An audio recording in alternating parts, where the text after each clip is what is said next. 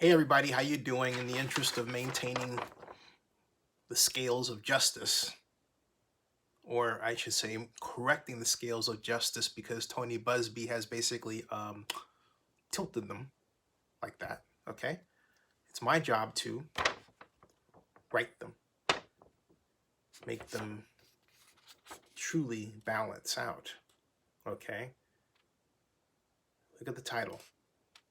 Tony Buzbee did not file evidence in text messages Monday. Yet you have publication after publication after publication that between the 21st, the 20th, and the 22nd reported that Tony said he was going to file evidence and affidavits with the Houston police and the district attorney on Monday. Okay? This is now 12:50 a.m. Tuesday morning on the East. While there's evidence, if you will, reports that Tony, of course, filed new complaints, new lawsuits. He did not submit his evidence whole kit and caboodle with the Houston police and the district attorney as he said he would. And he originally said that he would file more lawsuits later. Well, he flipped that around in an effort to really, pump up the look of things. He decided to increase the number from 9 to 13, but he said he was aiming for 22. He's doing this scattershot that's classic for anyone that's actually running a class action lawsuit. He's trying to class action Deshaun Watson into paying money. And he's using a little known aspect of Texas law to get away with it. And then you need to pay attention to this, okay? He's running a Doe case because he can. It's not that he's trying to protect women. That's not the idea. And don't fool yourself into thinking that. Because Gloria Allred, who I mentioned again and again and again, brings out her clients for the press to interview, to hear their stories, so the public can hear their stories. The story is in their voice, not Gloria's. And that's the way Gloria does it, and that's the model that Tony should follow in order to be considered legitimate. But he is not doing that, and so you have to ask why. He's not protecting anyone.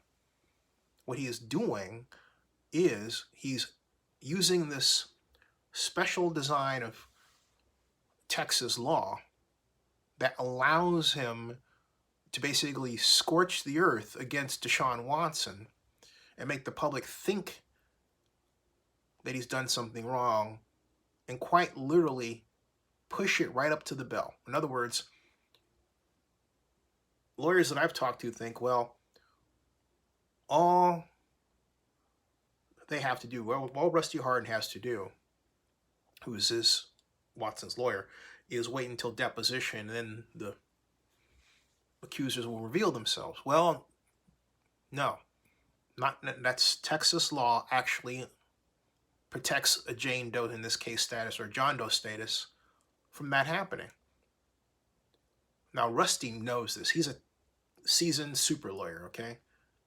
Knows this better than I do, and you as well, unless, of course, you happen to be him watching it right now, watching this. But the fact of the matter is that, as I understand it right now, and there may be some door that I'm not aware of, Rusty would have to file a lawsuit in order to get the Jane Does to identify themselves. Why? Because this is why I would do it. I don't know Rusty, but I'll tell you why I would do it, because I don't believe these Jane Does exist. And I believe that I believe that Tony Buzbee is making this up. And there may be one or two here or there, but even then, if you take a look at, remember the lap dance video that I presented? Tony Buzbee's? So all the claims about Deshaun Watson rubbing up against someone, well, look at what Tony is doing, okay? in full view. Did anyone file charges against him? No. Did the exotic dancers or strippers? No. Okay. So what makes that okay? And yet, in the context of writing this fiction about Deshaun Watson, there's suddenly something wrong. What I'm trying to push to you is how hypocritical the media is on this. Now, some say, well, they're not getting on Deshaun Watson.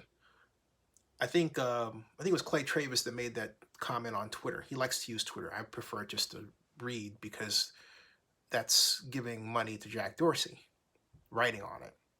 But what Clay doesn't understand is Tony Buzbee's reputation colors the entire case and the way he handles himself both privately and publicly. I mean, look, the dude's made a lot of money, no question about it.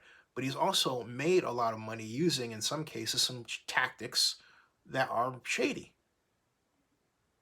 And that comes up again and again and again in the accounts you read about the cases he's handled, successful or not. There are claims that Tony's firm, I think more appropriately, not his separate from him, but there are claims that his firm has essentially put up people who they claim are clients who are actually dogs, or people who, when they turned around to find out the name of the person and then they contacted that person had no idea their name was being used in a case. These are serious allegations, okay? And so, yeah, the Buzbee law firm has done great work on behalf of people who don't have much. That's Tony's desired brand. But he also has a track record of trying to bring down black men who have a high profile. Kevin Sumlin, Sylvester Turner, the mayor of Houston, and now Deshaun Watson. And perhaps more. I haven't checked. These came up just cursorily in terms of looking at Tony's track record. But Tony is a person who was a Democrat in 2005, then a Republican, endorsed Donald Trump, then said he was going to dump him after the Access Hollywood scandal, only to turn around and put $500,000 into his inauguration. Tony is in and out for the buck, and he don't take prisoners. That's the one constant about this entire case. So what he is going to do is he's going to continue to take these different lawsuits that really could be, if he were doing it the normal way, one lawsuit with different names and actually name the names if they are there, all right? But he's not going to do that. What he's going to do is he's going to continue to prime the pump with these lawsuits and get the media talking about it and basically fill in the blanks for him. And what do I mean by fill in the blanks?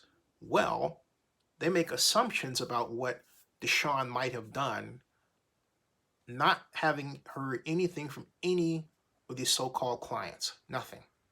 They're filling in the blank for him. They're doing Tony's work for him. And these are people who call themselves journalists. They'll be the first to remind you that they're journalists. They're not.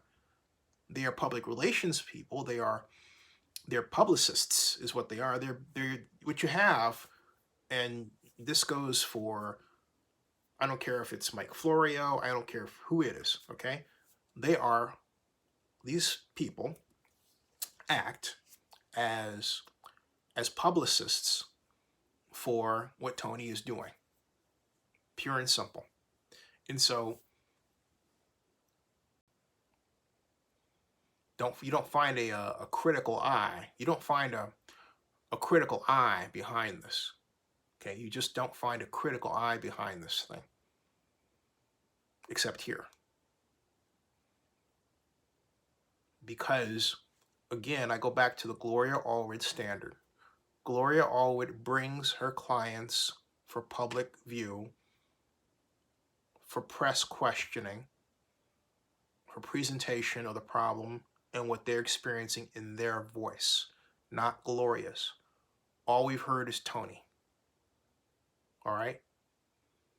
And so we have to get to a standard we expect the media to question. Tony is a very rich guy. He's trying to present himself as, a normal Joe who doesn't know the Texans. Not true. You know the drill. But I just want to remind you of where we're at with this, okay?